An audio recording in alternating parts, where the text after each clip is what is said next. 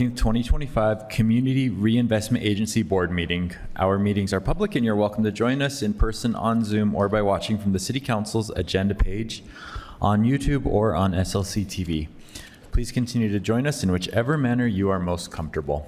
Thank you for coming today, and we will begin our meetings with comments to the board. Written comments may also be submitted to the CRA Board via mail to P.O. Box 145476, Salt Lake City, Utah 84114-5476, or emailing council.comments@slc.gov, or calling our 24-hour phone line 801-535-7654. And before I start, I'll remind everyone of the rules of decorum, which are in place to ensure meetings move along and to help everybody feel comfortable sharing their comments. A full copy of those rules are available at the door. If you want to make general comments today, we are accepting those in person and online through Zoom. Scott Corpany will moderate the Zoom and message with any questions about the registration. If you need to speak with anyone on staff, select Scott from the list of participants, or you can raise your hand in Zoom to indicate you need something from the host. If you're here in person, you may raise your hand and someone in the room will assist you. Taylor Hill on staff will be calling those who wish to comment based on the order in which you receive the names. If you are on Zoom, unmute your mic when Taylor calls the name. And now we will open our general comment period. Taylor, please start with our first comment. Thank you, Mr. Chair. We do not have anyone registered for general comment. All right, so that means we are on to Section B. Section B is public hearings.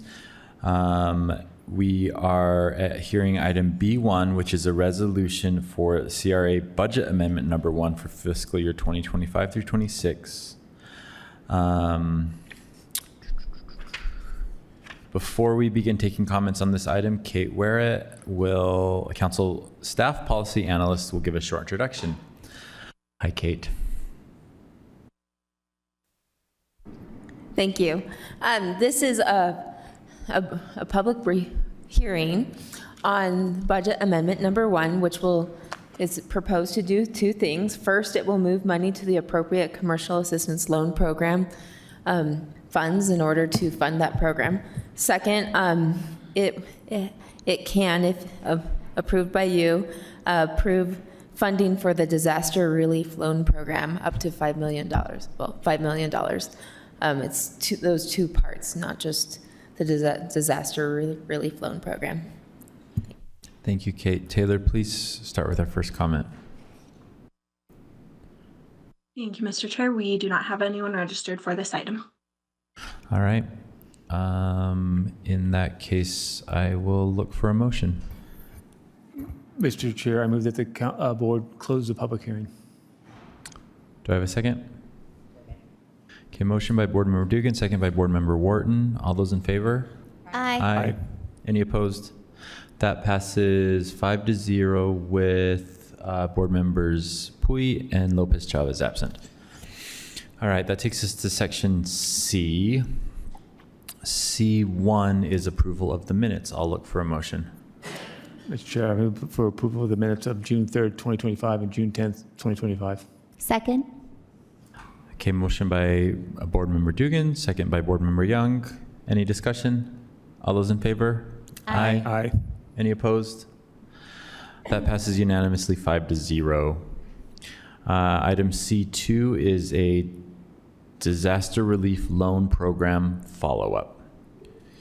So we have Kate Werrett, Danny Waltz, and is Jennifer Huntsman here? Kate and Danny at the table.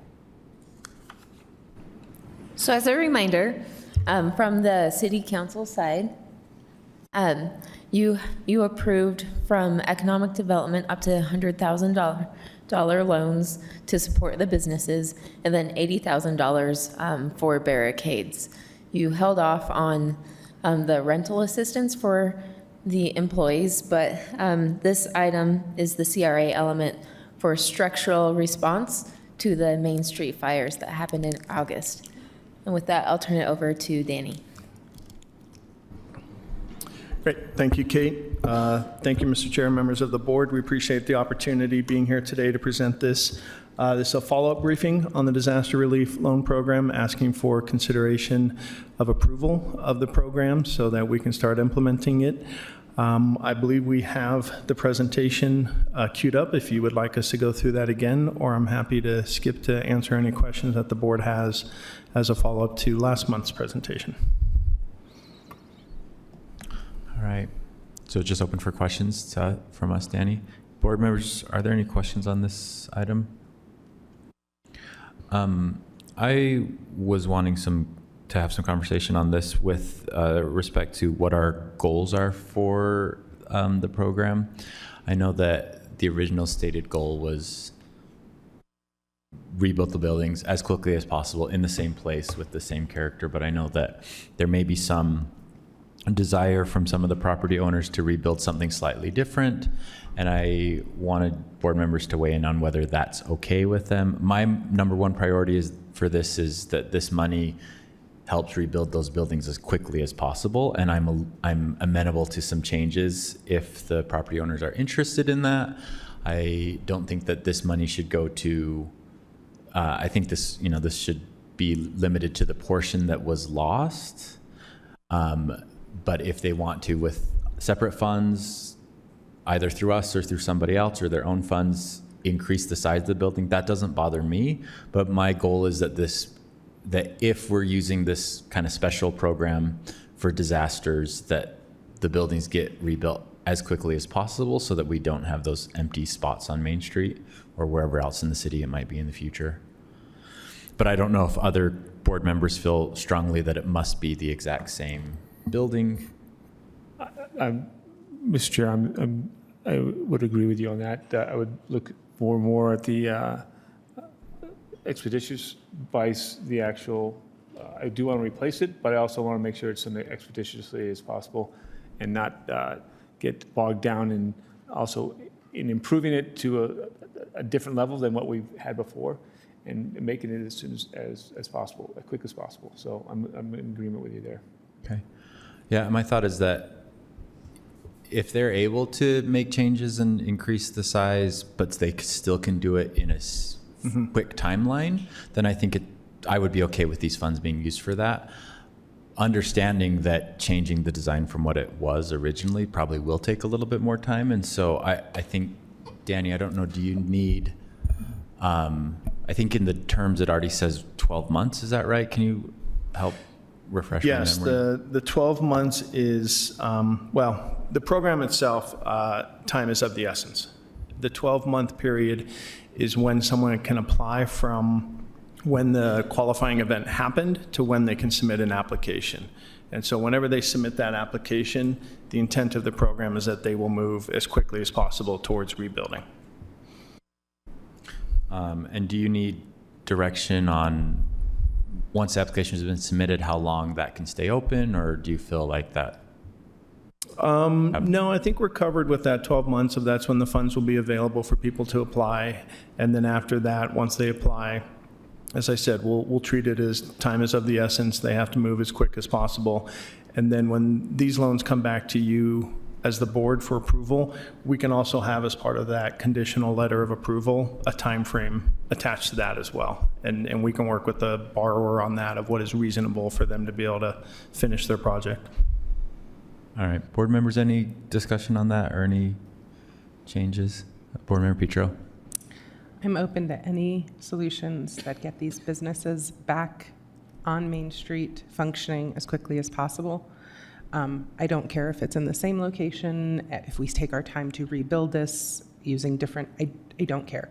The priority has to be getting these businesses back so that the people who work there can return to their security. On Main Street. On Main Street. And just for our, to refresh our memories, on the council side, we already approved the business loan portion, right? Okay. And I don't know if we had those stipulations. Do you remember what exact stipulations we put in? Businesses must reopen on Main Street? Give me 30 seconds. Okay. It's also a council item thing, so we can address that separately.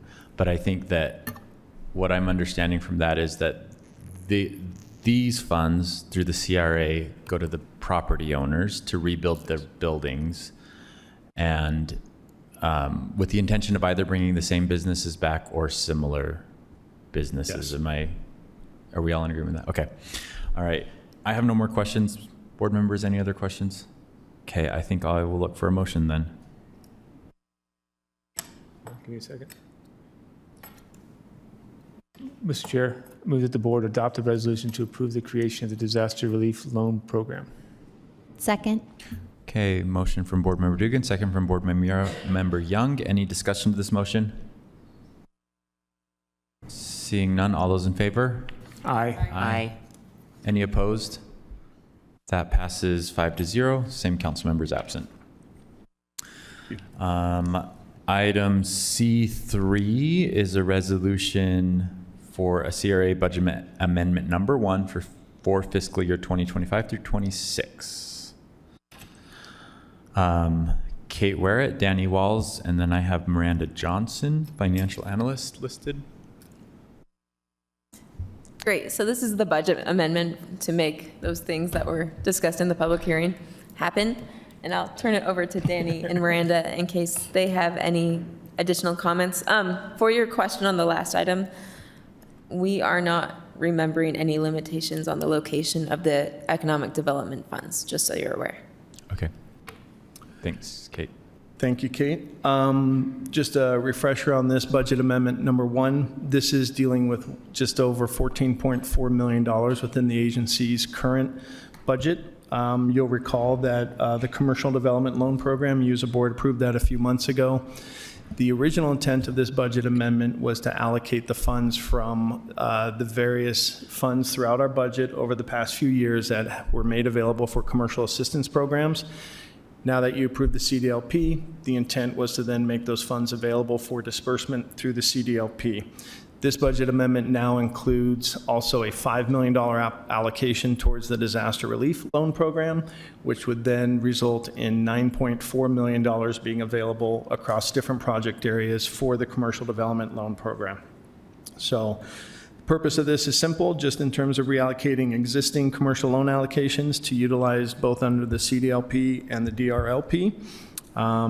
We are happy to answer any questions or provide any more detail. Kate's looking at me like, oh, I thought maybe I missed something. Thank you, Kate. And then happy to answer any questions on the details of that.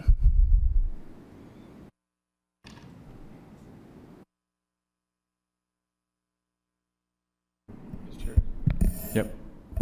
Yeah, Danny, just clarify for me, the commercial development loan program, that $14 million, or now going to be $9 million if we approve this, that is spread out amongst the different CRAs, and each CRA has a certain limit by CRA.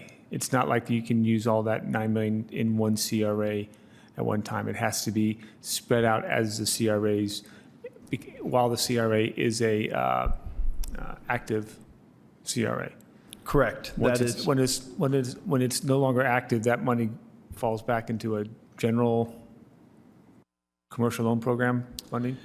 No.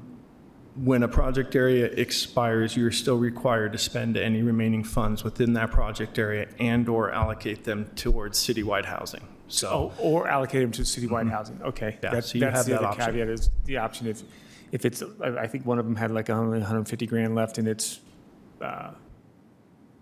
checkbook. yes, And so that could go to housing, or it could be used in that CRA even though it's expired. correct. And I believe under statute, I believe there's a period of time of 5 years within which you have the ability to still spend any remaining tax increment funds collected from a project area in that area. If you have not done that within the 5 years, then one of the options at that point of what to do with the funds is to then just allocate it towards citywide housing. So Okay. you have time to spend it even though some of our project areas have already expired and or about to. Okay, all right, appreciate that very much, thank you.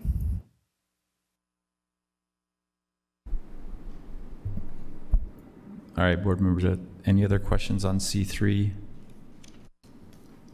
If not, I think we are looking for a motion on this as well. Yes. Mr. Chair, I move that the board adopt a resolution approving the First Amendment of the fiscal year 2026 budget of the Salt Lake City Community Reinvestment Agency. Second. Okay, motion by Board Member Dugan, second by Board Member Wharton. Any discussion? Seeing none, all those in favor say aye. Aye. Any opposed? That passes 5-0. Okay, before we go to the next item, I'm going to disclose advice from the city attorney. I'm going to disclose but not recuse from the next item, and just disclose that I serve on the board of the Housing Authority, of which HAME is a subsidiary as well. So the next item is a modification of loan terms for Bookcliffs Lodge affordable housing construction. Allison Rowland, Council Policy Analyst, will introduce the item, and then Tracy Tran, Christina Harold, and Dennis Rutledge from the CRA. Thank you, Mr. Chair. As you said, this is a resolution about modifications of loan terms for the Bookcliffs Lodge Affordable Housing Project. It's a proposal from the CRA and HAME, the Housing Authority Management Enterprise, to consolidate 3 existing city loans to build the Bookcliffs Lodge project. It would have 55 one-bedroom units and is located at 1159 Southwest Temple. The total of the loans is $4.74 million, and these were awarded in 2018, 2023, and 2024. Specifically, the request from CRA and HAME is that these 3 loans be modified as follows. They'd all have 40-year terms at 2.5% interest and cash flow repayments. The terms would comply with the CRA Housing Development Loan Program policy, and the CRA would administer $1 million in the CRA funds, with the Housing Stability Division would administer the other $3.74 million, which is in home funds. So there are a number of policy questions listed in the staff report and a potential to take action today. But first, I'll turn it over to the good folks at the CRA.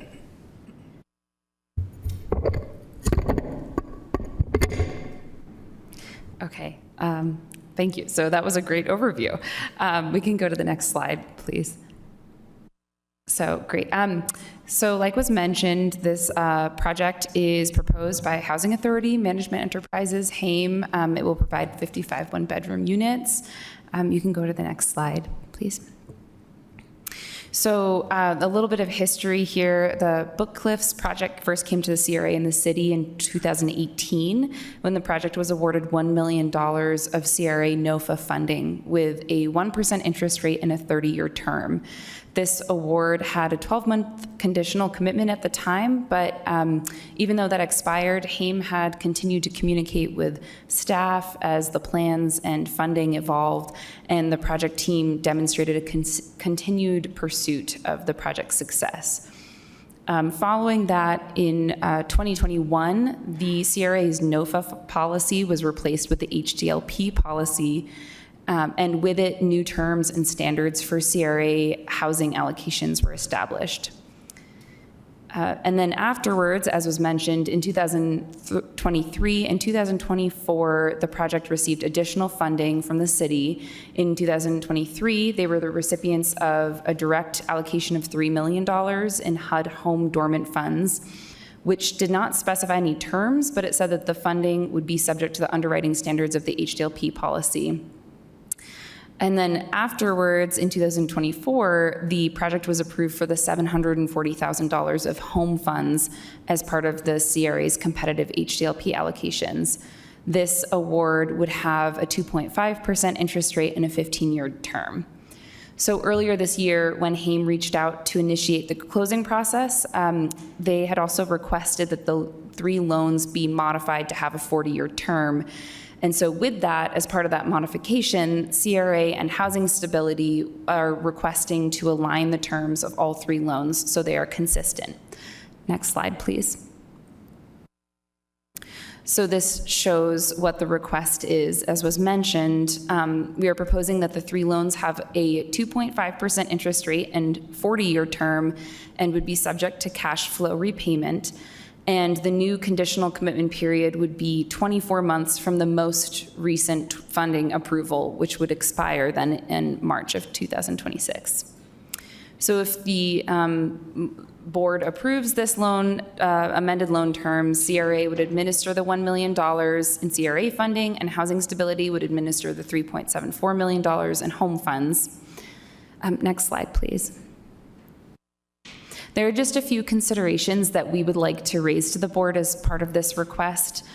Firstly, we just want to note that the project is assuming a HUD-approved vacancy rate of 3%, which is typically less than what the CRA usually uses for underwriting, but Haim reports that their other comparable projects are at less than 5% vacancy. We would also like to point out just that the project is not using any LIHTC equity, and that the city and the CRA are contributing to 26% of the project cost. And then lastly, there is a seller's note for the value of the land that will be repaid after other cash flow repayments are satisfied. Next slide, please. Sorry, Christine. Oh, yep. That means that our loans, are our loans primary or secondary? They are secondary. But the seller's note for the land will come after ours as Yes. well. Okay. So that concludes the presentation. And if the board wishes to approve this request, there will be a resolution that clarifies and modifies the terms for all three loans. And because this is, some of the funds are being administered by or Housing Stability, do we need to take action as a council as well? Or does our action here cover both sides of the loan? I think from our understanding in conversations with the attorneys that because the $3 million with that funding, there was a caveat that it was approved through the CRA underwriting process, that the CRA board could approve all of those. Okay. Thank you. So just for a little bit more context, this project's been around for a while. It was before I even became a council member, this project was trying to get off the ground, and unfortunately Housing Authority was not successful at getting LIHTC credits for multiple years, so switched gears to a different type of HUD loan. Because of that, I think in terms of sort of policy considerations, the affordability mix is a little bit more spread. It's a more of a mixed income project, including some market rate units, which would not have happened with the LIHTC program.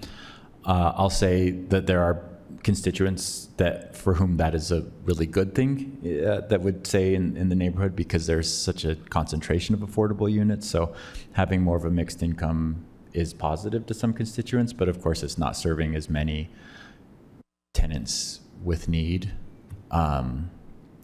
But personally, just since it's been sitting there for so long, I would really like for this project to move forward. It also did recently, it was called the Book Cliffs Lodge, and then the name changed for a while because the Housing Authority's partnership with the Urban Indian Center sort of stalled out, but was recently reinvigorated. So for me, that's kind of a nice full circle moment that it's back to that partnership that it was originally intended to be. But I'll open it up for other questions. Just a question on the vacancy rate side of the house. I've been hearing recently about how many houses we've built at different AMIs across the city, and are we becoming saturated at different levels or not? And the variability on this says 9 at below 40, and it has a number always up to the micro, right? Are those hard and fast as far as it has to be 9% or 9? Could it be? Is it an average, or is these hard and fast numbers? Because I think at one point we were discussing the AMI was an average of the units, vice just a hard number below 40, below 60, below 80 market rate. And how does that play into this loan structure? So yeah, there are hard numbers associated with each AMI level. So there are 6 market rate units, 20 units between 61 and 80% AMI, 20 between 41 and 60, and then 9 units earning 40 or below. So those are the hard numbers. It's not an average number in that case. Yes, that's our understanding. Okay. And again, back to the vacancy rate of 3% and 5%. So we don't think that over the next couple of years, we don't think that being a concern for this project. I think one thing I neglected to mention is that this project will have 55 project-based vouchers. And when we were asking for comparable projects in their portfolio and how they're performing, it was at a less than a 5% vacancy. And I think it's because of that additional support. I don't feel ready to comment on the future vacancy rates, but yeah. Okay, so there was some study on that, so that they're comfortable with those numbers then. Okay. Because it's got the project-based vouchers, it will, I think, if I'm saying this correctly, the tenants will primarily, or the units will be filled with people that have been sitting on that waiting list for vouchers. So I think there will be, yeah, so I think there'll be. So they have a it need checked for right that. here. There you go. Okay, perfect. I think, if I'm understanding the way that it works Okay. properly, the vouchers are the way that the project works without LIHTC credits. All right, thanks. Okay, if there's no further discussion, I'll look for a motion. Mr. Chair, I move that the board adopt a resolution amending and aligning loan terms for Book Cliffs Lodge. Second. Okay, motion from Board Member Dugan, second from Board Member Wharton. Any discussion? All those in favor? Aye. Any Aye. opposed? Okay, that passes 5-0 with still board members Pui and Lopez Chavez absent. Moving on, we're going so fast. This is item number C5, a resolution regarding a partnership with NeighborWorks Salt Lake for shared equity workforce housing and a sustainability waiver request. Oh, Tracy Tran and Brone Seabright are at the table from the CRA. Okay. Good afternoon, board members. I'm Brent Seabright with Tracy Tran. We also have Dave Foster, representative from NeighborWorks, in the back. Next slide, please. So the purpose of this item is to follow up on a board-approved direct allocation and term sheet that you approved back in June for NeighborWorks Salt Lake. This was a $2.1 million grant that would help support the development of two new housing development projects. These are for sale ownership units that will be integrated into NeighborWorks' new community land trust model. These will be affordable units spread across two projects. And the first of the two, Maltaire Lanes, would be smaller, about 13 units. Stanbridge, the larger one, about 18 to 20 units. Prior to that approval, NeighborWorks asked for a waiver from portions of the sustainable development policy specific to that first project, Maltaire Lanes. Next slide, please. So just as a quick refresher, the CRA has our sustainable development policy, which has two major components to it. The first is enhanced energy performance, which itself has two components to it. The first is that developments need to receive an Energy Star score, a design to earn score of 90 or higher, or projects that can't be scored in that system, a corresponding energy use intensity value. And then they would also participate in Salt Lake City's energy benchmarking program, which is also run through the Energy Star system. And then the second component of that policy is emissions-free building operation, which means no on-site combustion of fossil fuels, and in practical terms, that means no on-site natural gas. Next slide, please. So NeighborWorks is asking for a waiver to the policy for that first Maltaire project on both criteria. That original request in June was a waiver for both parts, the first being that they had already designed that project to include natural gas specific to HVAC systems, and that the project itself, being only 13 units in size, was going to be smaller than the minimum size required to track it through the Energy Star portfolio manager system, which requires a minimum of 20 units. NeighborWorks has stated that this would if they were to remove natural gas from the project, would require, say, a substantial redesign and additional schedule and cost to the projects. Next slide, please. So at that June meeting, the board granted a partial waiver specific to the emissions-free building so that they could continue using natural gas for the HVAC systems. All other appliances would be electric. And before granting a waiver to the second part, the board asked NeighborWorks to first perform some energy calculations specific to its design target site energy use intensity value to see whether or not they would be able to meet that value given that they were using natural gas. So NeighborWorks was able to look into that, and go to the next slide, please. And at that last meeting, the board acknowledged that if NeighborWorks was unable to meet it, they could come back and ask for the waiver for that second part. So NeighborWorks submitted their design target site EUI for Maltaire Lanes, and that produced an Energy Star equivalent score of roughly 69, so below our policy of 90. And so with this waiver, Maltaire would be expected to be the first development to not meet the CRA's policy. Next slide, please. And so now for the board's consideration to review and consider approving the amended and restated term sheet and attachment A for the waiver of the sustainable development policy specific to Maltaire Lanes. And if you, Tracy, if you have anything to add, or if the board has any questions for us at this time.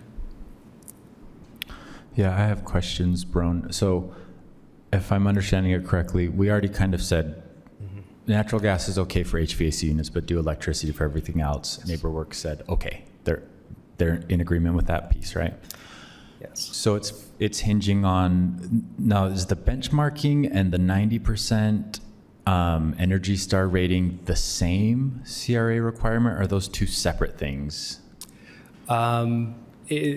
They are separate items of the sustainability policy. They stem kind of from the same issue, that it's too small of a project. So at the risk of discrediting myself as a professional, I'm an architect. I don't actually understand exactly what Energy Star score of 90 means, like in reality.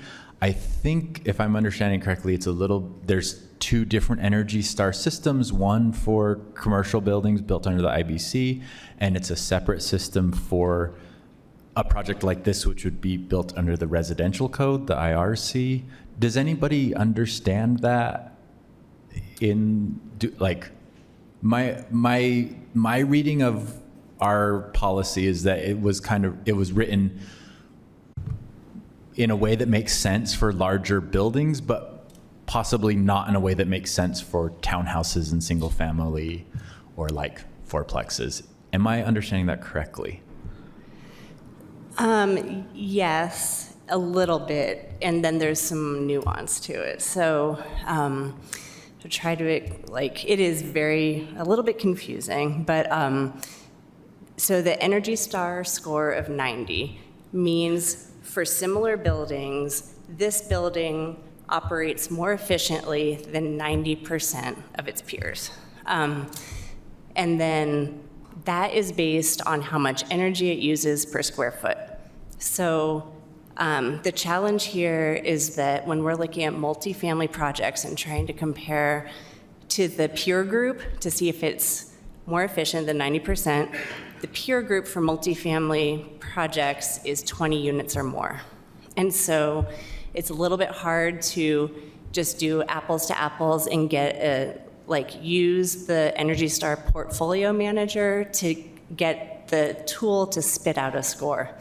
So what we've had to do is kind of back into the score by figuring out how much energy this project will use, and then compare it to multifamily projects, even though they're not exactly the same.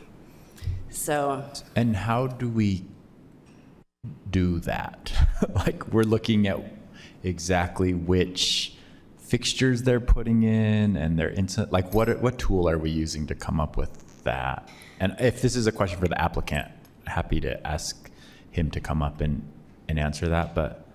We could have them come up. I think what they used is the SETI, right? Which is the, I don't know what that stands for. It's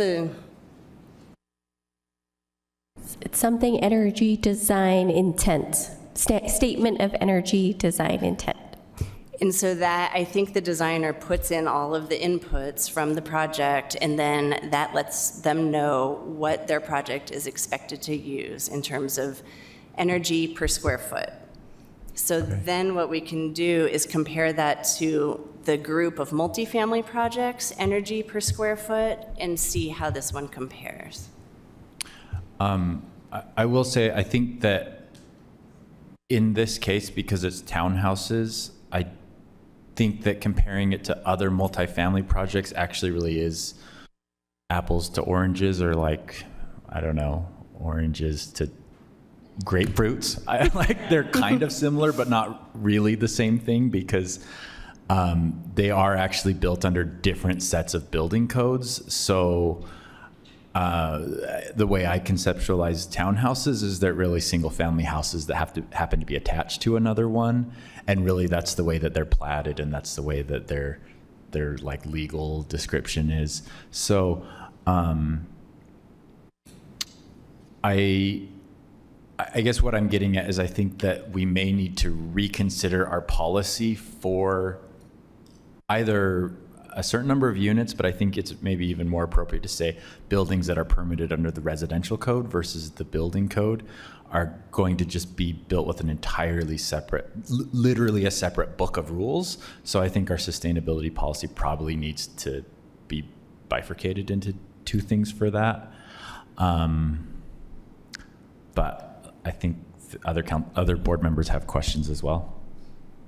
Mr. Chair, if I could just stay on that same vein. So when you said the score of 90, it says it's has energy efficiency better than 90% of its peers.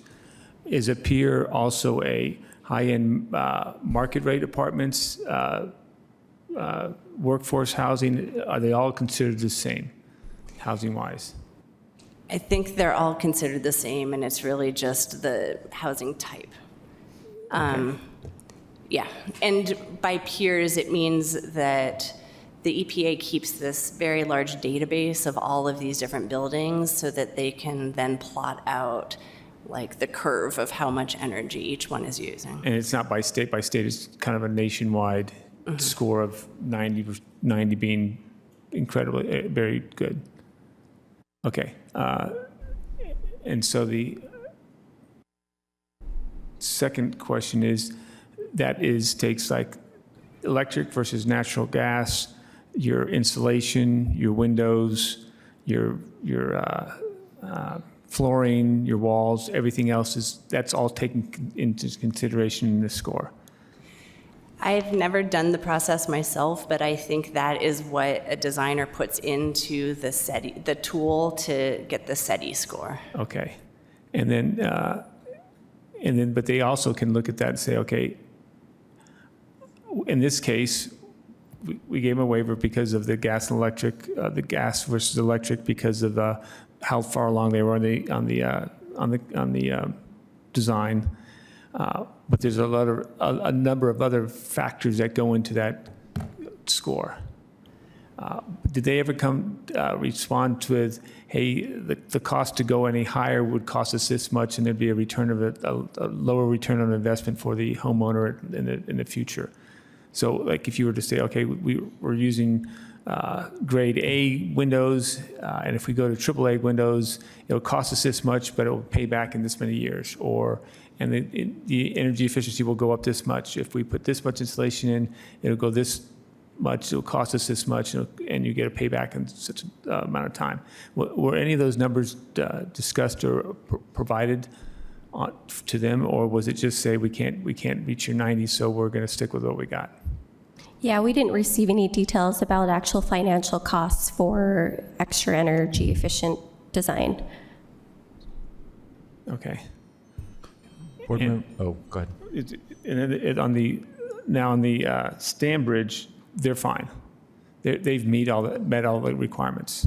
They're still really early on in the design process, but they have committed to meeting the sustainable development policy because they still have to, they're really early on and they can design for a lot of those things beforehand. Okay, they can still design for that beforehand. Okay, so they're still moving on. They haven't given us anything. They haven't asked for a waiver yet, but they're telling us that they can. Correct. Okay. Board members, I would like to invite the applicant up, but are there any other comments or questions before that? Board member Petro. I'm not interested in undermining the intention of this policy, but I'm not interested in overly cumbersome requirements that prevent things like workforce housing.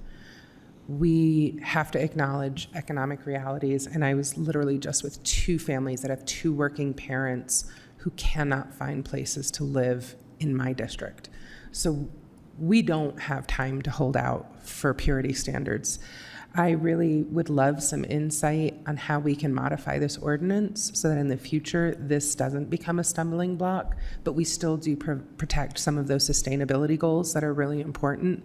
This project, I cannot communicate the importance of it. It needs to be done yesterday. So I'm not interested in holding this one up, but I also want to say that I'm not wanting to throw babies out with bathwater. And so I really would value insight in how we modify this ordinance so that we aren't just undercutting by allowing this one to go forward. All right. Does the applicant, are you willing to come up and sort of respond to any of these comments and let us know? I think what we're interested in is we understand that this was already further along in design before we became one of the financial supporters of this. But why specifically these sustainability guidelines cannot be met, and if they're what efforts you've done to try and meet as much of them as possible? Just kind of so talk us for through some that. of you that's been around for a while, we've been looking at this project we've actually had that property for like 16, 17 years, and it's went through some different designs, and we actually brought this before you guys like almost 2 years ago. And when we went into to get cost to build this thing, it was like $12 million, and that wasn't going to be feasible. So we went back to the drawing board, redesigned it, changed a bunch of stuff on it to try to get the cost down. And so we've taken it back, and it's literally in plan review right now. I think we're really close to getting a building permit for it. And then we started looking at this money, and we're like, oh, we're so far along now. We didn't design this from the beginning because we weren't aware of this money or the requirements of this. And so we just felt like for us to stop this now, to be honest, it takes forever to get a building permit. There's so many little things that go along with that. And we just felt like it wasn't something that was feasible for us to stop it again, go back to the drawing board, and then start over again. And then you're right, there's costs, and then like she brought up, time is another thing. We really want to get these built so we can help the people that we're trying to help. And so we just feel like, and adding to that, the Stanbridge project, which is the other one that we're looking at for getting some funding on it, we're in the initial designs of that. And we just met with some architects. We've chosen an architect, and we will design that one to meet all the requirements for the sustainability things. But we just felt like this one was too far along. It was going to be more money, and we just didn't feel like it would be, in the interest of everybody, including the people that were trying to get into these homes, to go back to the drawing board and start over again. So. Have you had conversations with your architect or engineering team? Because I think what we're getting at is our ordinance, does it work? Is the Stanbridge project also townhouses, or is that a different? It is. It's going to be we're hoping we're trying to look at the different kind of setbacks and stuff like that so we can try to fit. We're hoping to get 20 to 22 units in there.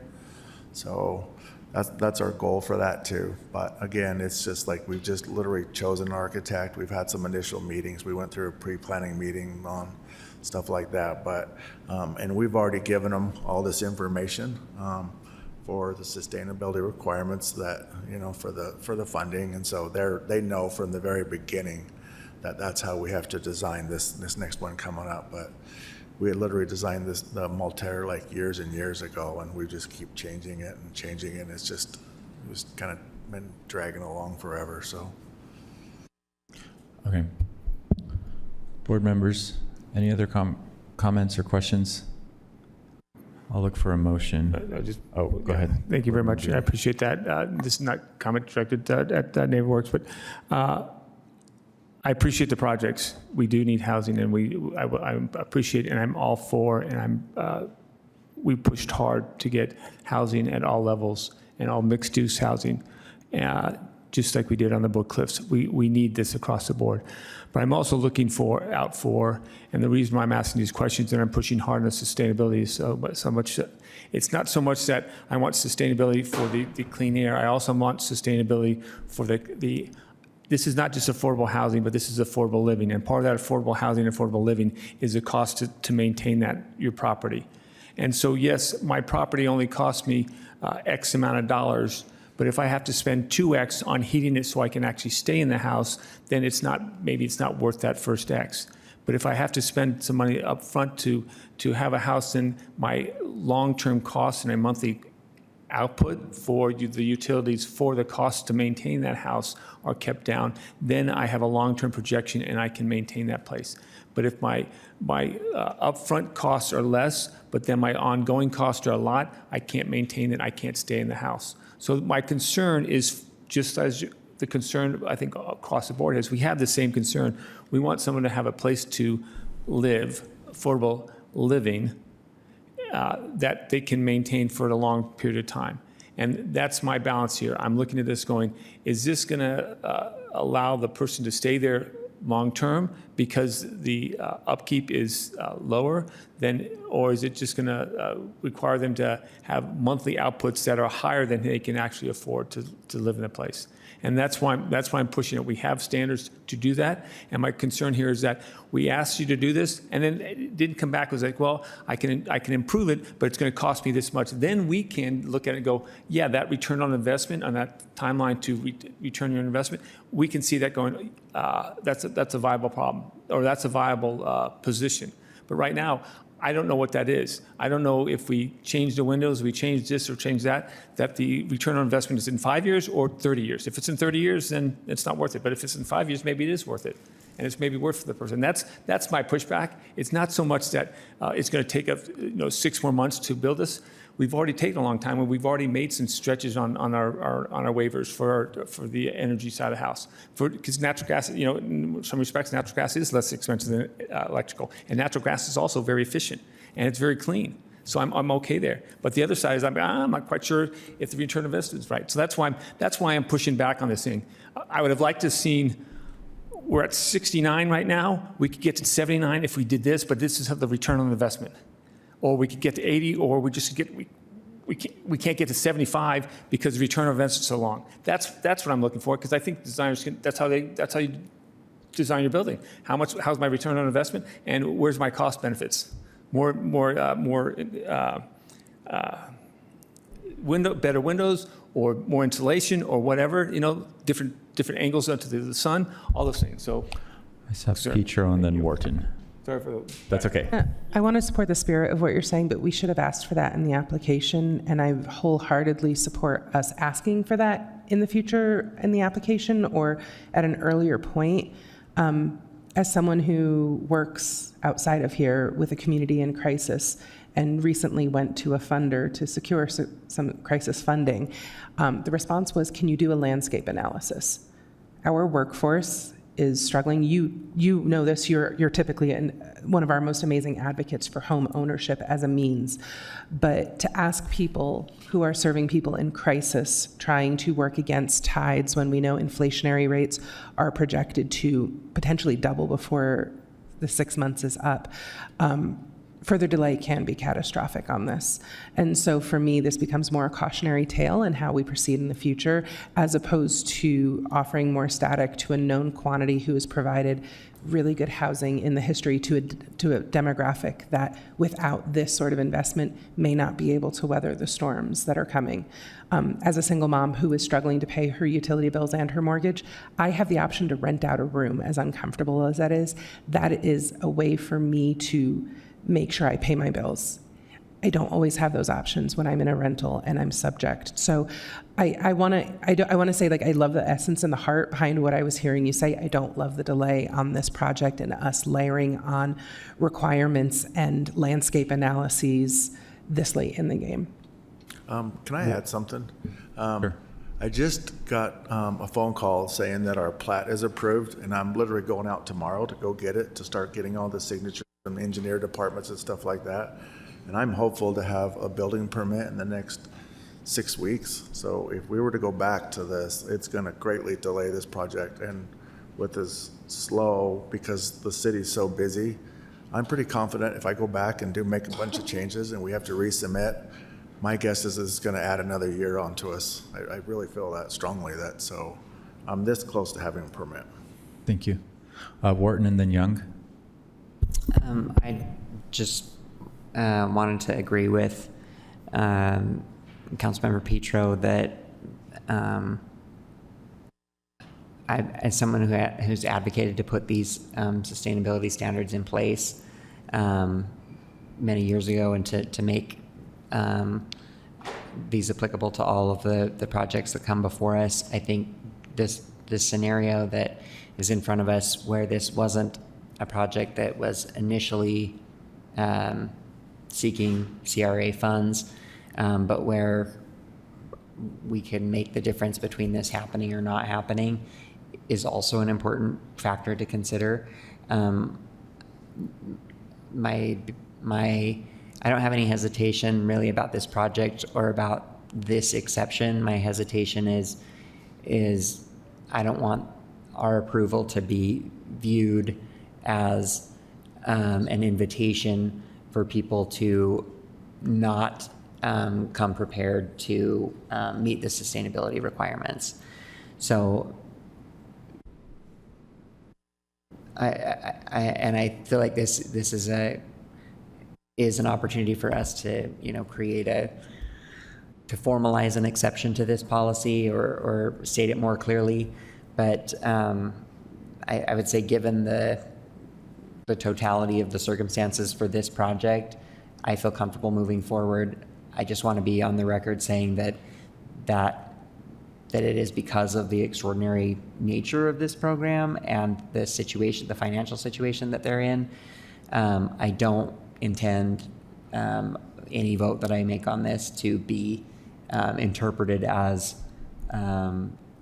us opening the door for many other exceptions to the sustainability requirements. I want those to stay firmly in place, regardless of the outcome of this particular vote. Board Member Young. Yeah, so I think if I was summarizing what Councilmember Wharton said, there's a difference between an exception and a precedence. And I agree that this is an exception, not a precedence moving forward. I think one of the pieces that for me is compelling beyond the use case and the individuals to be served is also recognizing the challenging economics that everyone is facing, and that the delay is not just a delay in terms of time to service, but it's also a delay that could have and most likely would have significant impacts on the overall cost of construction that could push the project into a fiscally impossible state. So I concur this is an exception, not a precedence, related to my willingness to support next steps on the project. Okay. Mr. Chair, very quickly. Oh, yep, Board Member Pui. So I wanted to chime in on this. I understand what the applicant has brought up to us and the concerns about the timing, and I agree with with my colleagues on the board about the difference between a precedence and an exception here. I would like to also put on the record that there is another project that this applicant may be that is moving forward with this applicant, and I'm hoping to see as much of what is possible of the law, and our processes and our hopes being followed. And I know that they might not be applicable in some ways for multiple reasons, but this is the hope here that this is just a situation that is out of common for a greater good. But ultimately, I hope that this is just a one-time case. I do have questions about the goals and how achievable they are for smaller projects, and I would love to explore that and I get a little more education. And I don't necessarily need to learn about windows and trimming and all of these things because I am not an expert in any of those things. But I would like the experts to advise us on what is the best with their knowledge about what the best approach to this is. Thank you. Thank you, Board Member. Are there any other comments? I'll just say I really appreciate this conversation. I think that we do need to re-examine that sustainability, those requirements. We put them in place. I think with every new thing, after a few years, it's probably time to just take a look at it and make sure that it's working for us. So I am in favor of motion 2, which includes intent to study that. And I'll just add that I think, Board Member Dugan, what you said, you're bringing up things like life cycle cost versus upfront costs of energy and cost to the tenant. And I don't think that our current sustainability policies really take that into account. I think it's really just looking at impact on the environment, not cost to the tenant. And if that's something we want to look in, I think we as a board and as a city need to discuss that. But at any rate, I'm open to I'm interested in motion number 2. I'll just say that. But I can't make a motion, so I will look for a motion from someone else.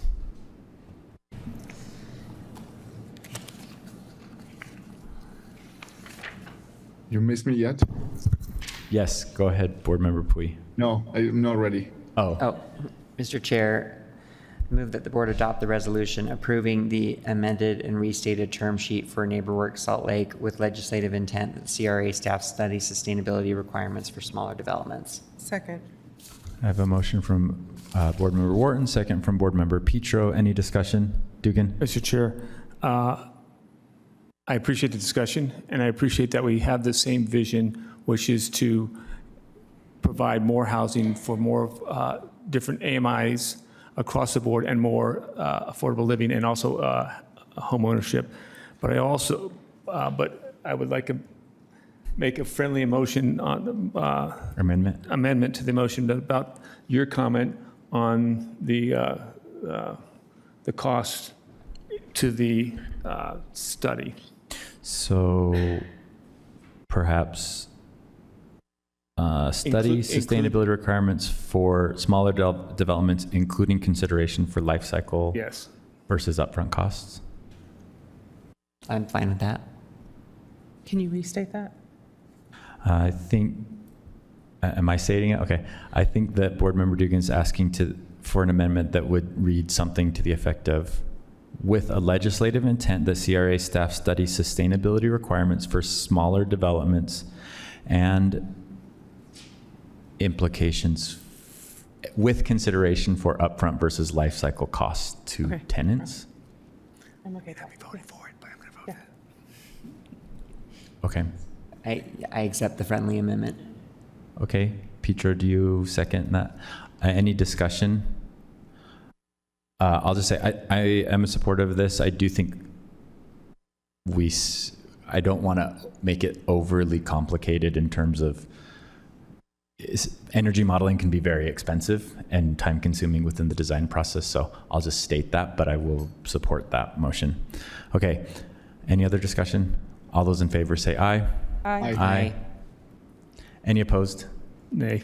Okay, so that passes 5-1 with Board Member Dugan in the opposition and Board Member Lopez Chavez absent.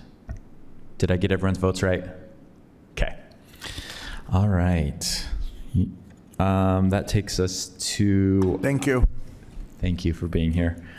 Item number 6, which is, and look at that, we're exactly on time. A resolution for Salt Lake Central Housing and Transit Reinvestment Zone Interlocal Agreement. Kara Lindsley and Marcus Lee are with us at the table.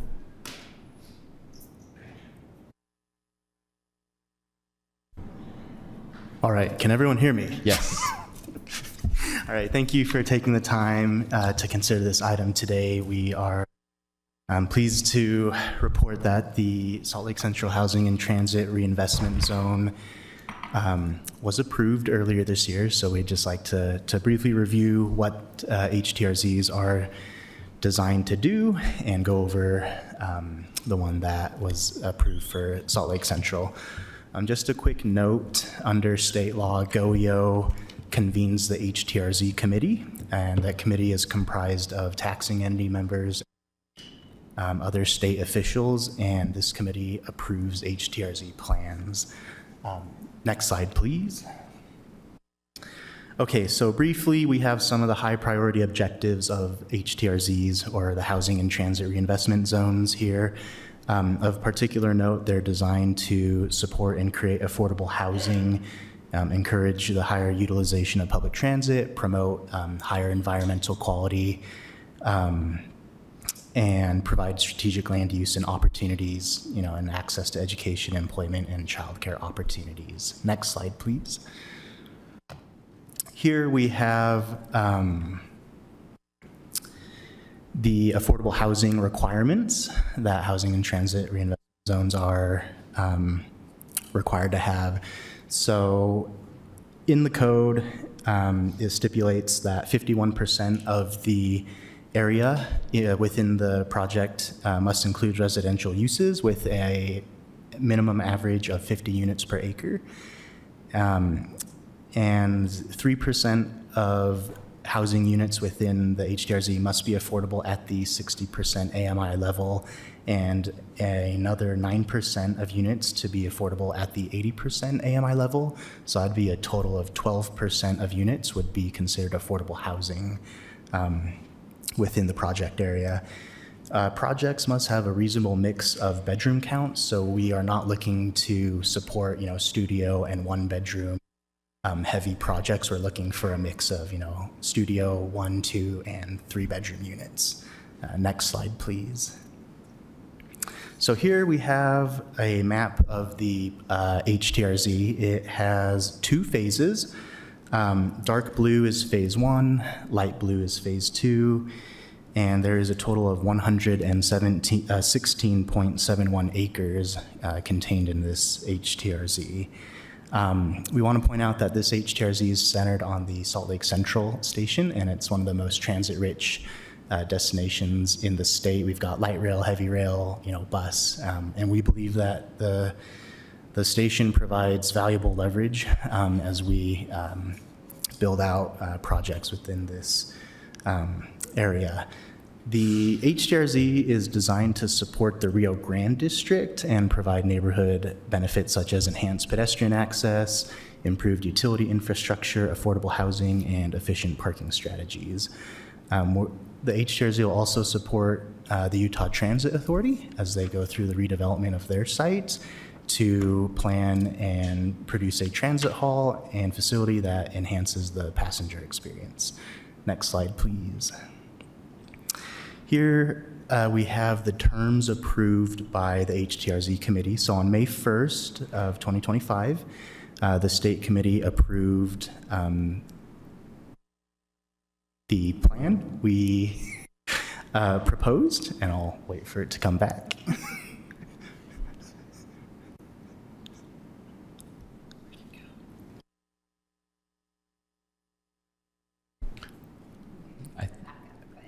We're still online, right? And recording? think we just lost the screens. If you're able to keep going, Okay. we can Okay. follow along online. Sounds good. Okay. So, as mentioned before, the HTRZ committee sets the conditions and terms after we present, and state code requires that the board and city council adopt these terms to authorize the sharing of the tax increment. So there are 2 phases. Each phase will collect tax increment for 25 years. The total collection period will be 28 years in this project area. The tax increment participation rate is 80%, as set forth in State Code Section 63N. The committee did apply a cap on the amount of tax increment we could collect over the 28 years, and that is set at $370 million. And these funds are only to be spent on parking, affordable housing, enhanced residential costs, and infrastructure improvements, which include streetscaping and utility improvements. And as a note, enhanced residential costs are defined as anything or any costs associated with the increased height of the building, such as structural engineering, life safety, elevators, structured parking, and things of that nature. So, and then the last part of that table is just the taxing entities participating in this HTRZ at that 80% rate as set forth in the code. Moving forward, we do have some next steps. The CRA will send the phase 1 project area trigger notice by the end of 2025 and start collecting and tracking the tax increment in 2026. And for phase 2, we will have a notice sent out before the end of 2028 to begin collecting that tax increment in 2029. So our request today is we're requesting that the board consider adopting a resolution that would approve the Salt Lake Central HTRZ interlocal agreement. And this would authorize the use of tax increment in the project area to allow us to support the development of the Rio Grande District and other transformative mixed-use projects that enhance pedestrian access, increase transit use, and provide affordable housing in this western downtown quarter as it grows. And as a side note, there would be a council action as well, since this agreement needs to be between the CRA and the city. So thank you. If you have any questions, we're open. Board members, any questions? Just big picture, I know there's like multiple steps in this process.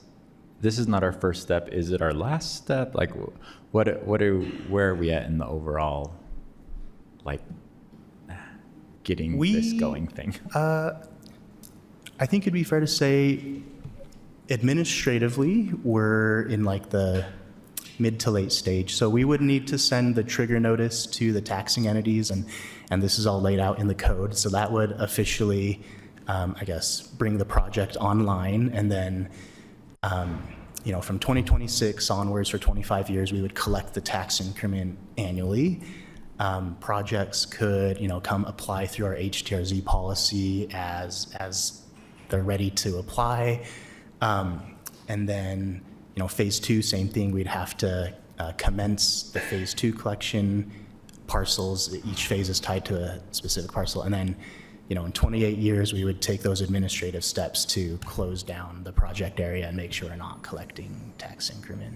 Just really quick, one other piece of clarification. Is it accurate to say this HTRZ process maybe looks a tiny bit different than some of the other HTRZs that we've done because the code specifically allows for HTRZs around front-runner stations? Is that right? Correct, Okay. yeah. So the code... Because other ones so we don't have have to, the like, uncertainty of compete, and these GOEO. ones- Yeah.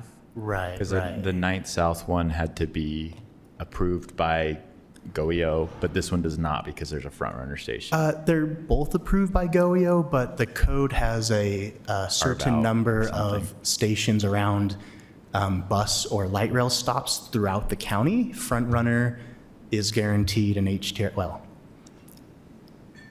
front runner stations do not count towards that cap in the county per the code. Thanks for that reminder. Is this our second in the city? We have the 9th South Yes. and then now Correct. Central, Salt Lake Central. Correct. Okay. So, yes. All right. Board Member Dugan. Thanks. Appreciate this, and I appreciate the phase 1 and phase 2. My question is more future. This is using the central station as the front runner station. If that front runner station were to change, this area still is kind of locked in. But the phase 2, could the map of phase 2 change if the front runner station happened to move to the Rio Grande and we have the train box? Would that change any of this dynamics, or would it really, this is kind of set in stone at this point, because that would be, we've already started phase 2 by 28, and that won't be happening until Correct. well after that. So hypothetically, if, let's say, the station changes, I would have to consult with the attorneys, but we probably would have to go reapply if there's any changes. Because when we applied, we identified the parcels, the acreage count. So if there's any aberration, my understanding is like an amendment to the approval would have to occur. But I also defer to Kate. So once it's approved, it's approved. If the station location were to change and the CRA wanted to amend their plan, they would have to submit an amendment to the HTRZ committee and go through the process with them.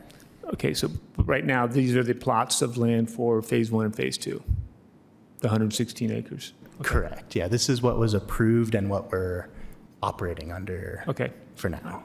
Thank you. I mean, it looks to me like even if the train station were to move a block east, most of those parcels would still be in the circle.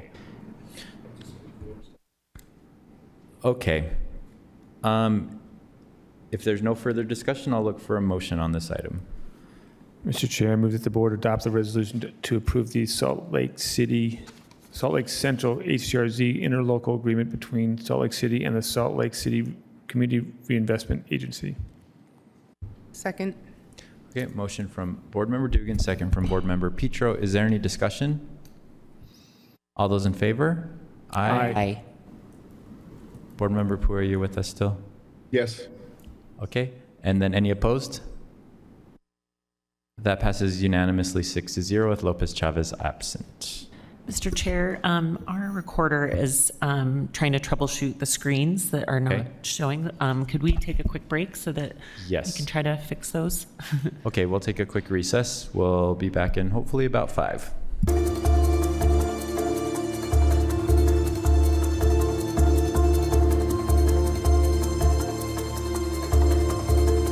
We can follow along. We're going to move forward in the agenda. Again, the screens in the room are not working, but online they are for anyone that's joined online. Board Member Pui, if you need to, we have someone looking for raised hands, but if you need to just jump in, just start talking. Okay. We are on item number 7, which is an informational update for Tier 1 predisposition report for Sugar House Properties. Tracy Tran and Austin Taylor from the CRA will join us.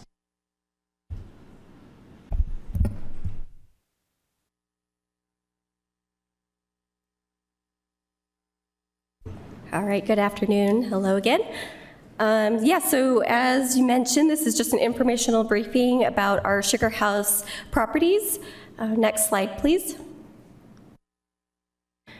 So just to give just a quick update on our Sugar House properties and the S-Line, here's just some background. So the properties that we're talking about are located at 1085 East Simpson and 2234 South Highland Drive.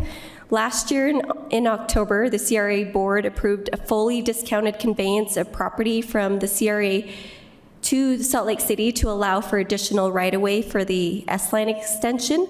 The original plan had the station on the southern edge of the CRA property. The current design, since then, there were some additional changes and talks with the property owner that owns the Sugar House Shopping Center, and now the current design extends the S-Line across the street, or across Highland Drive, across the street. So the amount of land needed for the extension reduced from about 14,000 square feet to 6,000 square feet. So just wanted to give an update on that piece before we dive in. Next slide.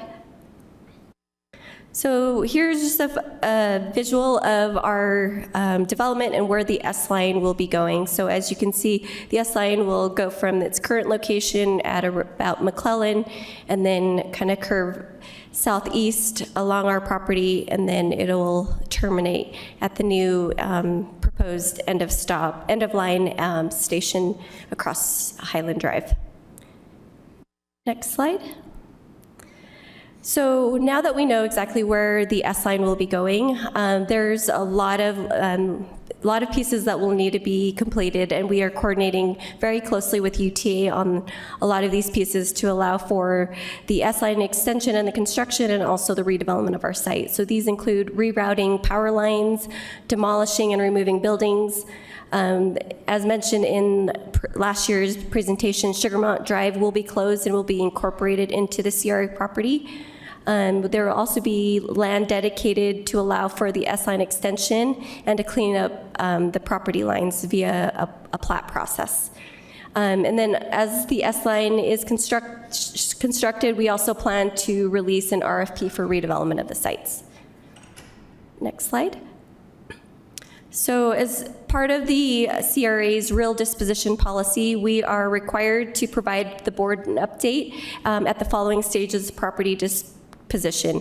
So we are currently at the predisposition stage. So prior to marketing the property, we are here to brief you on our plans.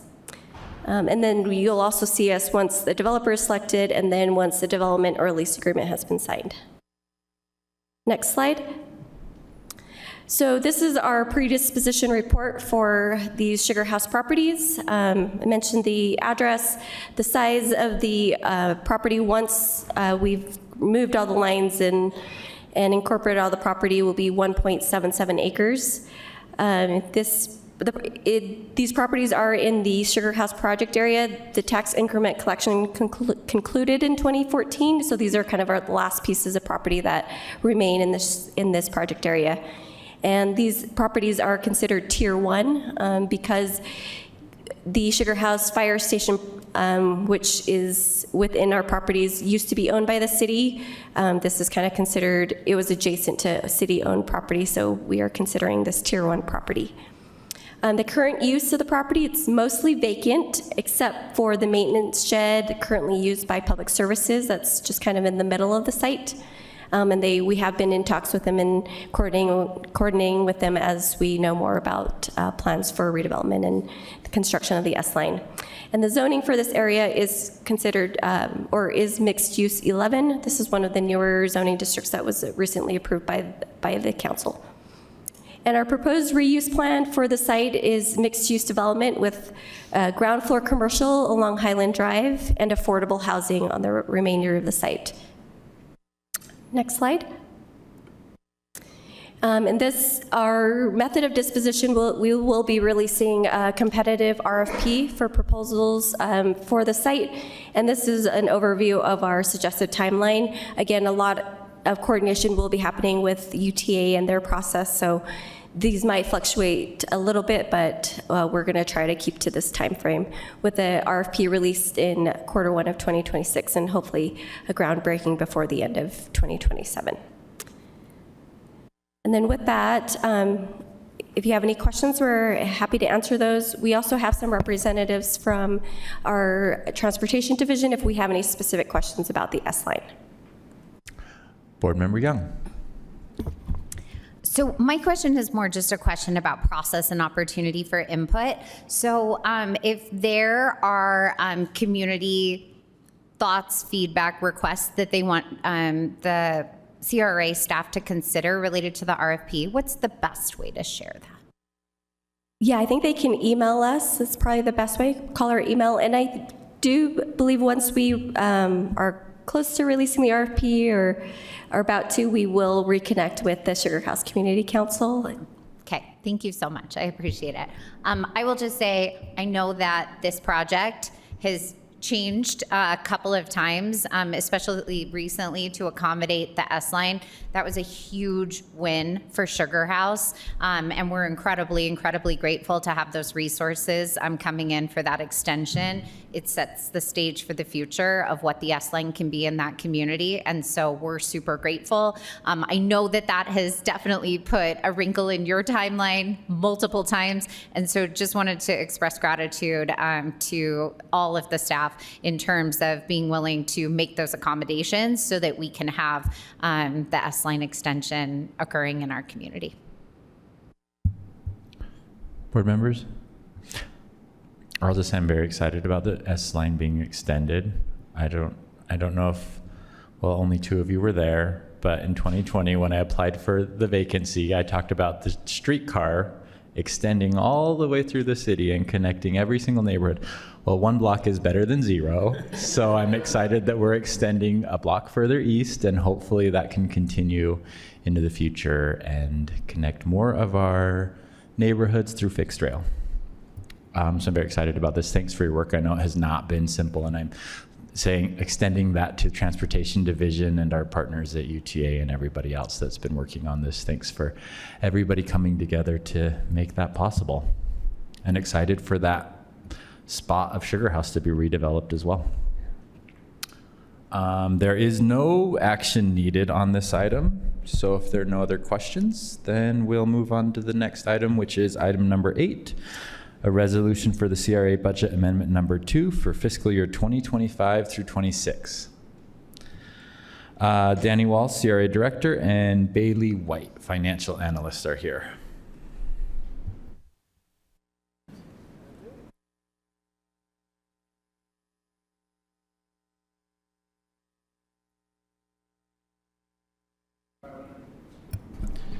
It wouldn't be complete if I didn't give awkward looks on what the next steps are or how to discuss. So thank you, Mr. Chair. This is the initial briefing about a proposed budget amendment number 2. If we have the slides pulled up, we could go to the next slide, please. They might be pulled up, but none of us can see them, so. Yes. I can see them, Mr. Chair. Okay. Alejandro can see them. No, I have them. Apparently I switched over to something else. So let me just switch back and we'll get them. So as discussed, this is regarding a reallocation of existing funds.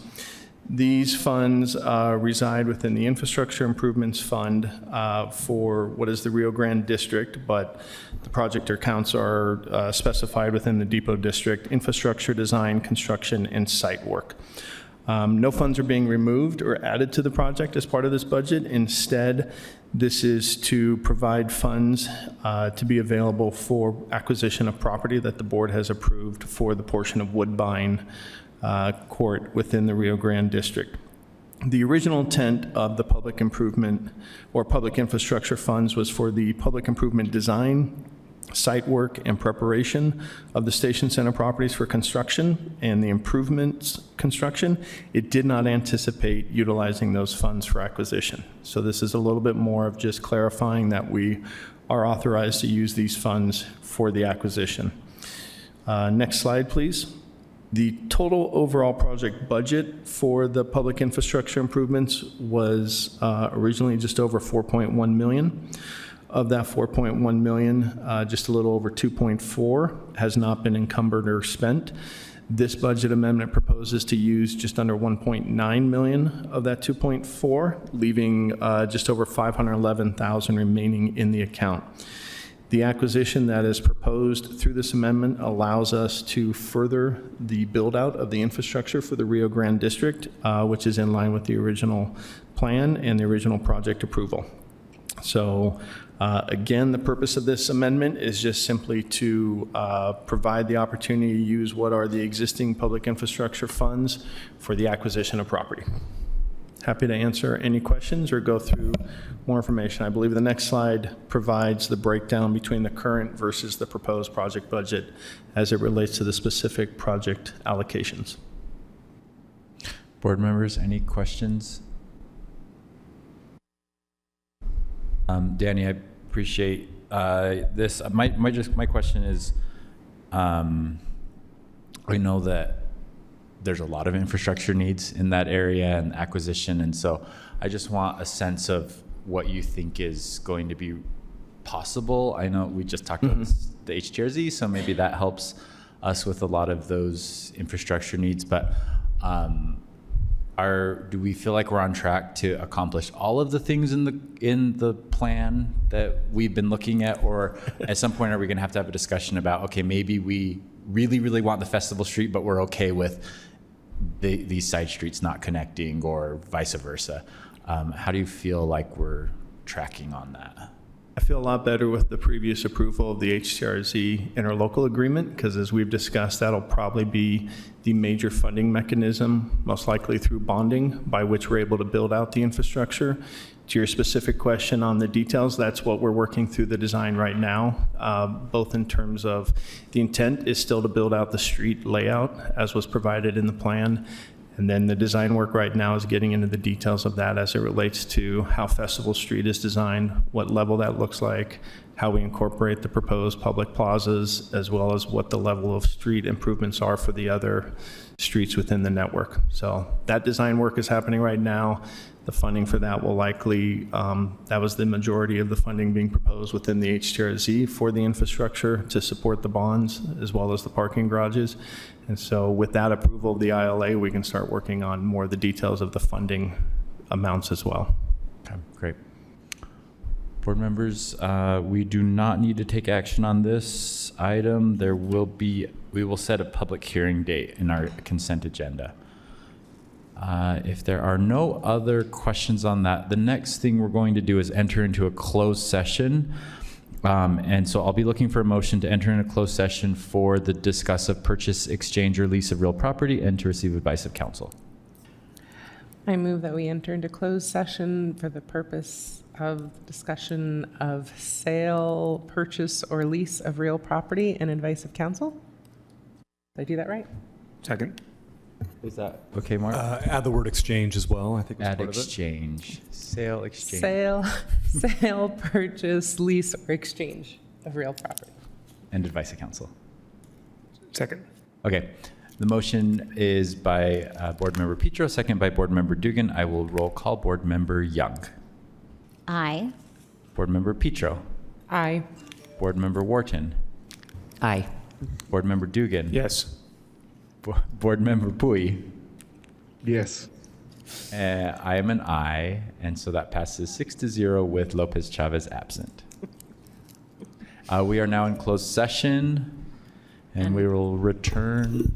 Board Member Pui, you should have in your email link to that. Thanks. Thank you. So if you're not here for this closed session item, we'll ask that you wait out in the hallway until we are reconvened in open session.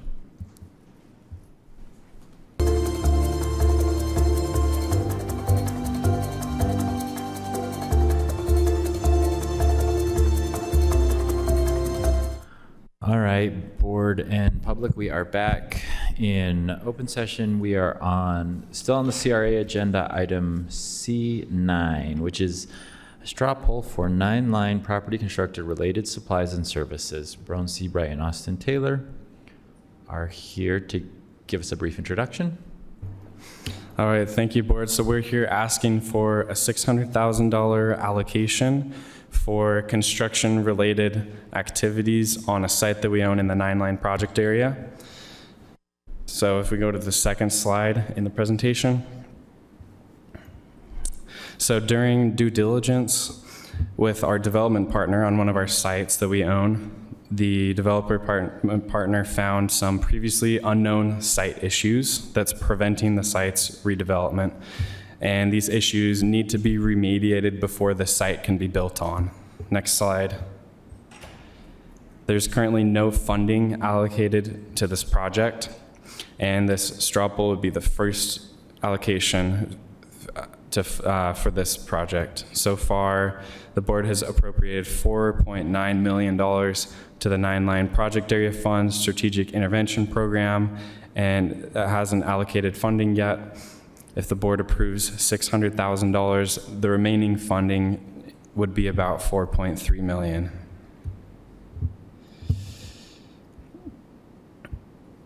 So just in final, we're asking for $600,000 to remediate site issues to prepare for this site for its redevelopment through a straw poll. Thanks. Thank you. Board, any questions? Okay, we are looking for a straw poll. Mr. Chair, I'd like to propose a straw poll to approve $600,000 for construction-related supplies and services to this 9-line project area fund. Okay, does everyone understand the straw poll? Indicate your support with a thumbs up. Board Member Pui, you'll have to verbally Yes. thumbs up. Okay, thanks. Did you hear that? That is 6-0. Okay, the next item is also a straw poll for 9-line project area, and Brown Seabright will talk us through this one. Okay, great, thank you. Now we get to talk about art and upcoming art projects that the CRA is collaborating with the Salt Lake City Arts Council. If you can go to the next slide, please. So as part of our mission to improve livability, create economic opportunities, and foster equitable communities, we invest in strategic projects that enhance the vitality of public art spaces. And so per our art policy, we can invest and allocate specific art funds in ways that implement CRA project area plans and city master plans. Next slide, please. The one with the peach.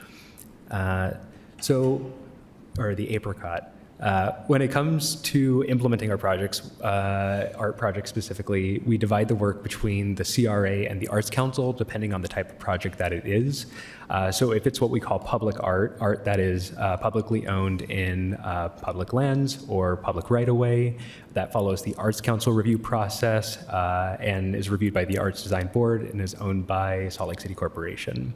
If it is publicly visible art, meaning it is art that is located on private property, such as like a mural on a private building, that is something that the CRA takes the lead on. It goes through the CRA art review process. It's reviewed by our art review committee and owned and maintained by the private property owner.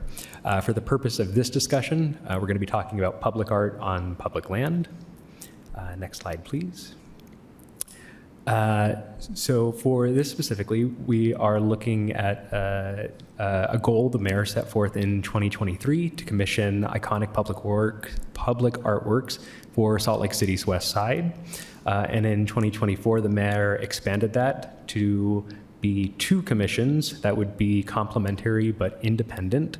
So the first of those is the Glendale Park project, which was launched early last year. It has had quite a robust community engagement and outreach portion associated with it. And then the second commission, which is located within the CRA's 9-line project area, would be anchored at the intersection of 9th South and 9th West, and to be located along the 9-line trail.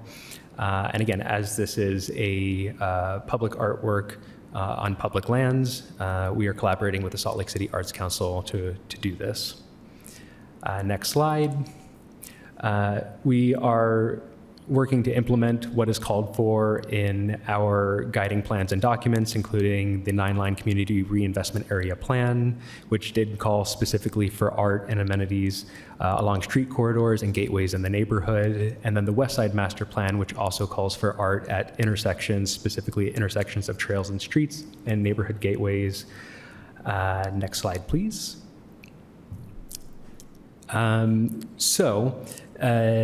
The request for this straw poll specifically is to allocate an additional $50,000, which is currently earmarked for arts and culture program, to an existing $400,000 to support a public art commission within the west side of the 9-line project area.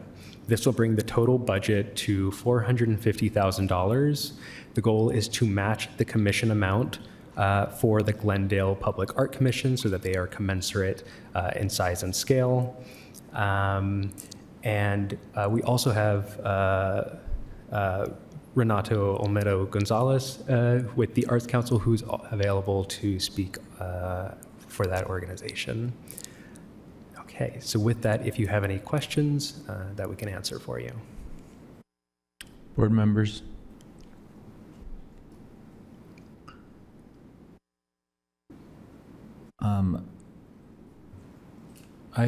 Well, I'll ask a question to probably direct it to the Arts Council. Just supportive of this, excited to see the art. My question is just related to the amount of funding. And I know, if I'm remembering correctly, the whale at 9th and 9th was around 120, 150,000. And this is significantly more. And I'm just wondering what we're getting more for our money, or if it could be split and we get 4 pieces of art that are of the scale of what we were able to achieve at the whale. Just talk me through why the costs have gone up so much, if you have an answer. Sure thing. Thank you so much for giving me the opportunity to be here, and good afternoon. To answer your question first, if approved today, we plan to issue the call for artists as soon as this Thursday. We have identified the 9th South and 9th West area as the primary place for this public art commission. However, we will give the artists an opportunity to design an artwork for several other intersections of the 9-line trail on the west side all the way up to Redwood Road. So it does not mean that one artwork could end up at the site. It could be additional ones. We identified 6 reasons, or we want to convey 6 different reasons as to why the budget is different. I think all artworks are created differently. And when we commission artworks, we really take a close look at diversifying our collection in a multiplicity of ways. This means different size, different scale, materials, artists, from emerging, local to national. And this is one of the reasons why this funding is requested.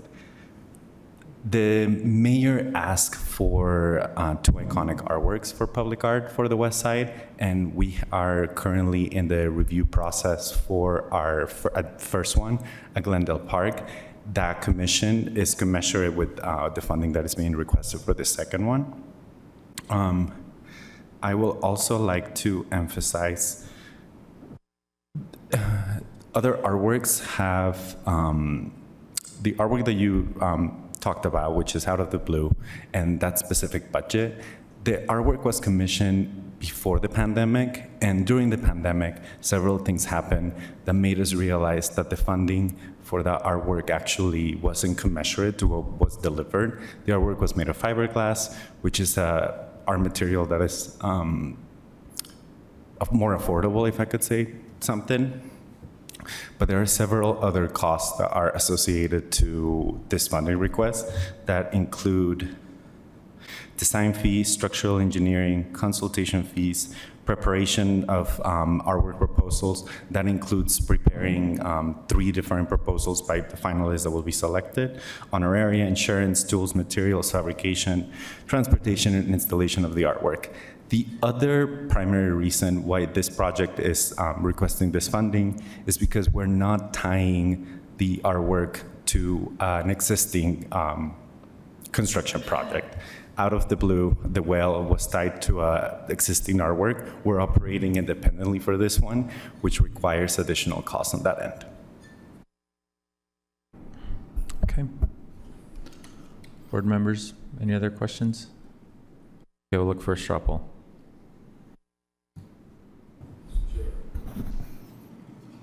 Mr. Chair, I'd like to conduct a straw poll to approve the additional of $50,000 for the signature public art installation along the 9-line. Second. No second needed. Oh, wait, it's a straw poll, I'm sorry. But everyone understands the straw poll?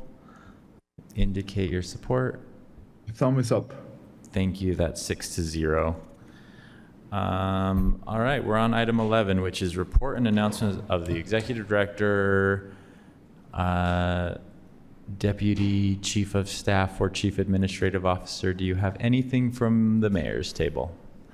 All right, report and announcement of the chair and vice chair. Vice chair, do you have any announcements? I actually do, and I hope I may be scooping one thing that Danny might say, I don't know, but there are actually 3 really great things happening this week in the ballpark neighborhood, all related to CRA, somewhat related to CRA things. So tomorrow there's a community discussion led by the ballpark action team at the Hearth to discuss the future of development of the ballpark site. Thursday, there's a celebration for the ballpark murals that the CRA funded. And then on Friday, there's a grand opening of the futsal courts underneath the underpass that the CRA also participated in funding. So lots of great things happening in the ballpark neighborhood. Would love to see any or all of you there. And then report and announcements from CRA staff. Go ahead, Danny. Thank you, Mr. Chairperson. We were just flipping a coin over who gets to go first, but I think given your announcements, it would make sense to have Taylor give a little bit more detail on the ballpark mural program that we're celebrating. Thank you. Yes, please if do. we can load that at whatever level we're able to do that, hopefully you all have that as well in front of you. If not, we'll make that available because we're going to show all the cool pictures of the murals that are being celebrated. So if we can get that loaded, I'll turn it over to Taylor and she can start off giving some background on the program, and we'll then go into my other announcements after this. Good afternoon, board members. Can you hear me okay? Yes. All right, I'll scoot back a little bit. Thank you for having me. My name is Taylor Folger. We're excited to share an update on the Ballpark Mural Program, which was a collaboration between the Community Reinvestment Agency and the Salt Lake City Arts Council.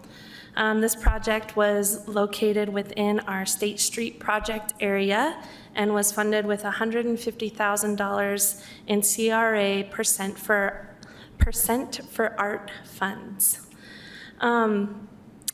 This is one of my first projects that I worked on in the CRA, so I'm really excited to show it to you all today. And I really think that the project just demonstrates how public art investments can really make a big impact on the community, beautifying the streets and really helping solidify like a community's identity.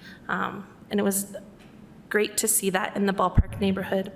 So really quickly, I'll try to keep this really short. Over the past few months, we conducted a call for walls for property or business owners to apply. We facilitated an artist selection process, and to date, we've completed 10 murals.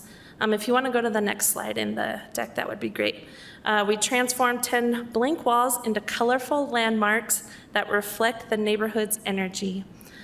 This was a community effort, and I do want to thank everyone for their support in the program.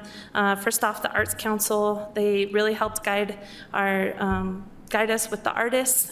Specifically, Renato was very helpful in that. The Ballpark Community Council supported the program and helped us, collaborated with us. The business and property owners that applied offered up their walls, and they supported the artists with getting the murals painted on site, providing power, place to store all their supplies while doing the murals. And then finally to the artists, we were on a very tight window with this program because it is weather dependent and we have to paint when the weather's good. But they all got their projects done and they were on time, and we're very thankful for them for completing that. So without further ado, if you want to pull up the murals, just a reminder, these murals are painted by local artists that are in the pre-qualified artist pool that's put out by the Arts Council. We encourage the artists and property owners to collaborate together on the design. So a lot about the history of the buildings or the specific streets that they're on, the artist's vision, but hopefully it's a representation of the people, the culture, and the creativity of the Ballpark neighborhood. All right, so the first slide, can you guys see the first one that says Tracy O'Very Covey? All right, I'm just gonna name the artist and then the business location. Hopefully that'll help you pinpoint where they're at. So Tracy O'Very Covey is at Stained Glass Illusions. And the next one is Lindsay Huss at Liberty Bark. Trevor Dahl at Wild Coyote. Smock and Roll, which is currently a vacant site, but it's in the same strip as Jibe Cycle Works, Acme Camera, and Flat Out Slim Racing. Next slide is Isaac Hastings for Big Willie's. And then the next one is Joseph Toney, and this is at Talisman Civil Consultants and Honeysuckle Coffee. The next one is Trent Call, and this was at Lockhart Automotive. Next up is Caroline Nilsson, and this was actually a multifamily residential building, and it was one of our bigger murals. Second to last is Paul Heath, and this was at the Road Home. And last but certainly not least was Roots Art Collective, and their mural was at the Urban Indian Center. Just in closing, as Councilmember Mono mentioned, we are having a celebration this Thursday at one of our mural locations, which is Big Willie's, at 5 p.m. We would love to invite you and the community to come. As a reminder, it is a 21 and older venue. So thank you so much. And do you guys have any do y'all have any questions? No, I just am very excited about these murals. I actually didn't realize the Urban Indian Center one was one from our project, and I'd just been driving by saying, oh, cool, they're putting a mural up. But exciting to know that's through our program. So thank you for your work on that. Okay, Danny, you have Okay, if we can pull up the other slides, the updates to Board of Directors, we have 4 project updates to provide. First, we want to announce that early next week, we plan to release what is our annual competitive notice of funding availability.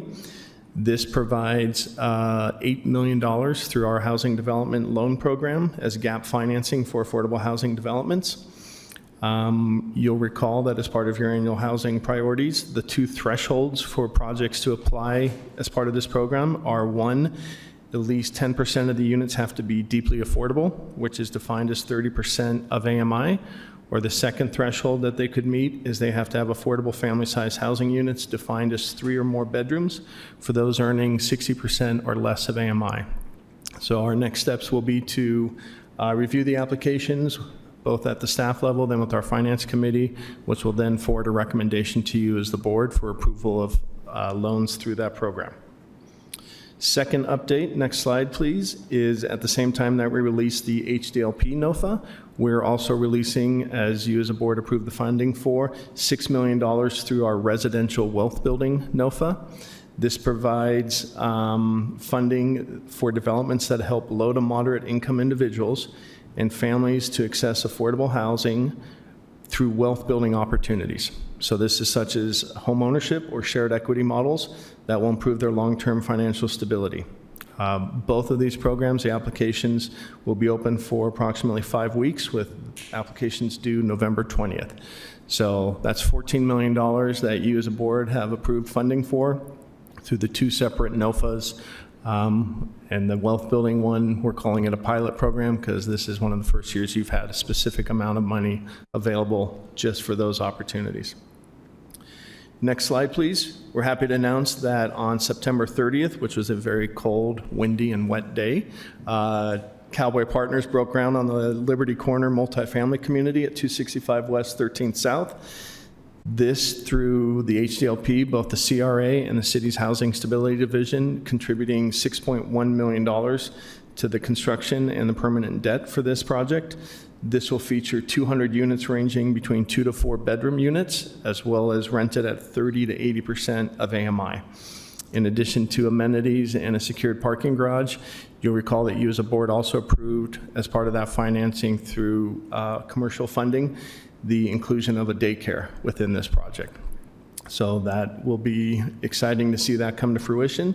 And then as far as ribbon cuttings, we're also thrilled to announce that the Perpetual Housing Fund of Utah on October 30th is having the ribbon cutting for the 515 tower.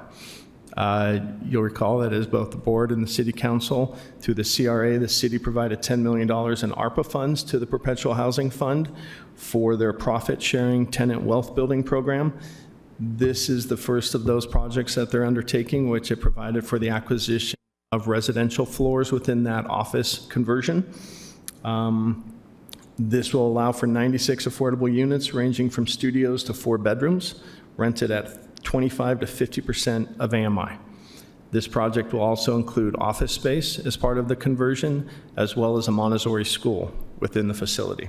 So this $10 million contribution, this is the first project that the Perpetual Housing Fund is doing with those ARPA funds. You recall that that contribution was a partnership with the CRA that also anticipates up to 1,000 more being built through that tenant wealth building program. So this will be the first project within that is ready to go. That is all we have, unless you have any questions for us.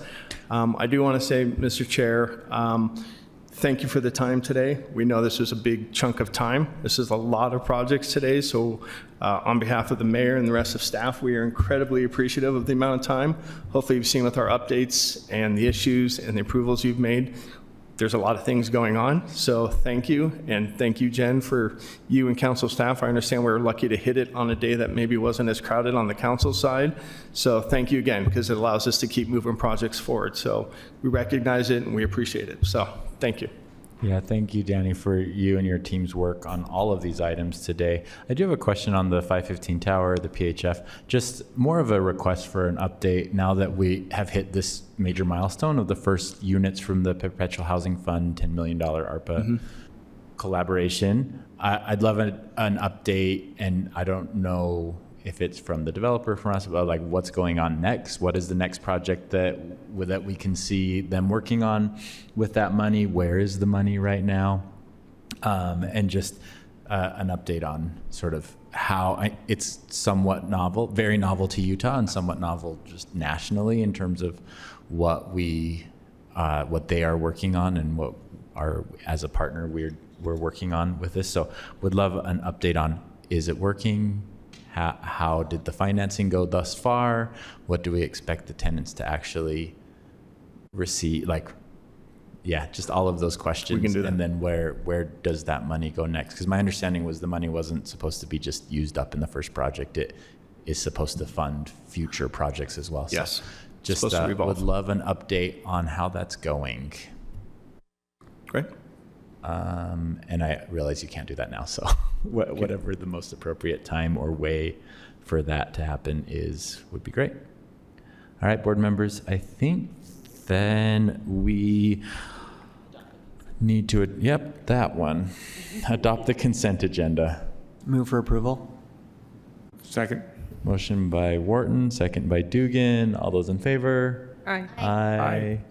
Aye. Any opposed? Consent agenda is approved unanimously. With Lopez Chavez absent. And we are adjourned. When shall we return for council meeting? Let's do it 10 minutes, so 4:40. All right, we'll see you all in 10 minutes.